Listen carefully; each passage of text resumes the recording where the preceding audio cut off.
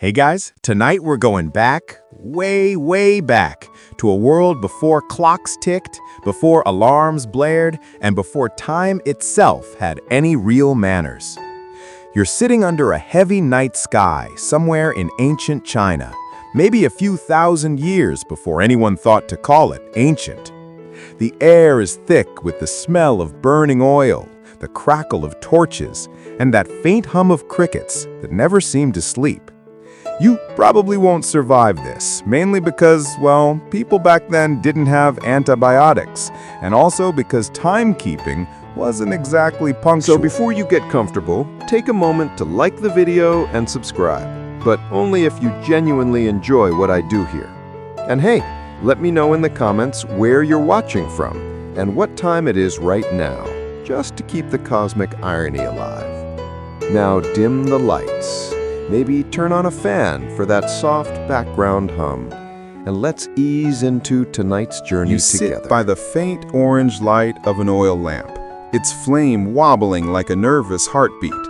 Around you, the village sleeps, or pretends to.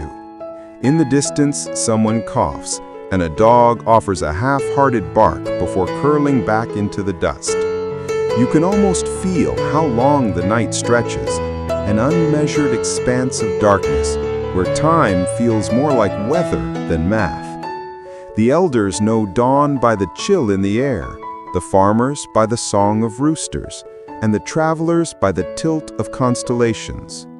No one owns the hours yet, they just borrow them from the sun. But even now, you sense that itch, the human need to know when to plant, when to pray, when to wake, and when the stew might finally stop boiling.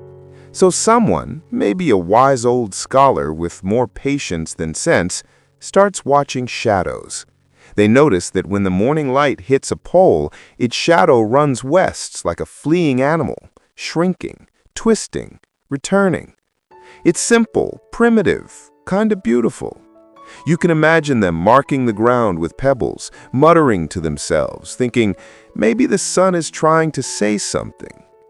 And so the first shadow clocks are born, not out of science, but out of curiosity. Picture it, a flat slab of stone, a stick standing upright at its center, and a circle of marks scratched crudely around it.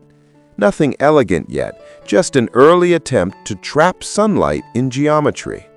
When the shadow touches a mark, people call it noon. When it slips away, it's time to eat, to pray, or to gossip about who's secretly stealing grain from the communal barn.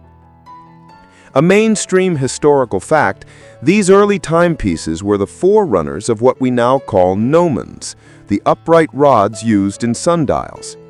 Chinese civilizations were among the first to formalize them, somewhere around the Zhou dynasty, roughly 3,000 years ago.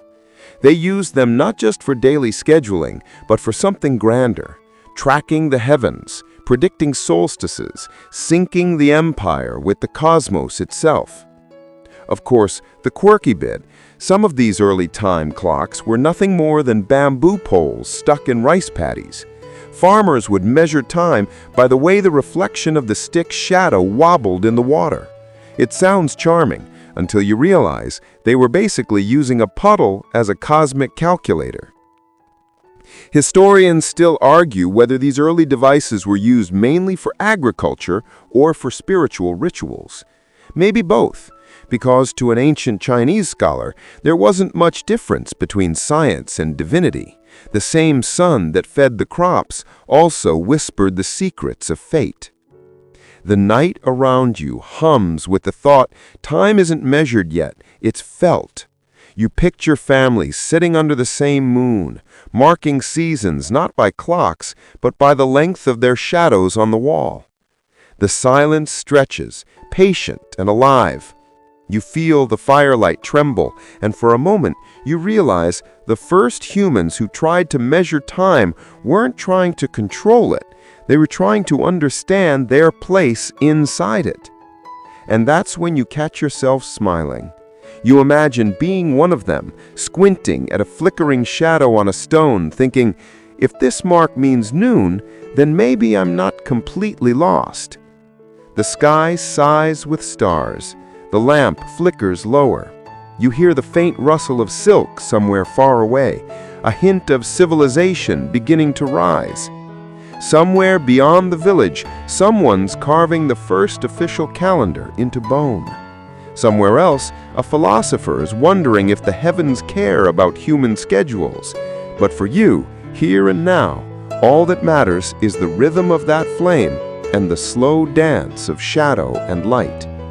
You lean back. The night deepens. The concept of hours still feels centuries away, but the heartbeat of time, steady, curious, persistent, has already